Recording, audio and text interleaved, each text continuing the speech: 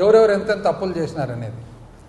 స్కాముల కోసమే స్కీములు అమలు చేశారు. ఇప్పుడు 2019 నుంచి 24 వరకు సంక్షేమ పథకాలు ఏవైతే అమలైనాయో పదే పదే పదే జగన్మోహన్ రెడ్డి గారు ఏమన్నారు? కులము చూడము, మతము చూడము, పార్టీ కూడా చూడము. కులం లేదు, మతం లేదు, పార్టీ లేదు, అర్హత ఉండే ప్రతి ఒక్కరికి ఏ విధంగా వచ్చినాయండి? డీబీటీ ద్వారా డైరెక్ట్ బ్యాంకులు వచ్చినాయి. ఒక విద్యార్థికి కానీ విద్యార్థినికి కానీ విద్యా కానుక, వసతి దీవెన, విద్యా దీవెన త్రూ డీబీటీ వస్తున్నాయి అన్నమాట. సో దీంట్లో స్కామ్ ఎక్కడుంది? వృద్ధాప్య పెన్షను డైరెక్ట్ బ్యాంకులో పడుతుంది. స్కామ్ ఎక్కడుంది? అమ్మఒడి బ్యాంకులో పడుతుంది. స్కామ్ ఎక్కడుంది? చేయూత బ్యాంకులో పడుతుంది. స్కామ్ ఎక్కడుంది? ఏదన్నా చూడండి, ఆసరా బ్యాంకులో పడింది పొదుపు మహిళలకు. స్కామ్ ఎక్కడుంది?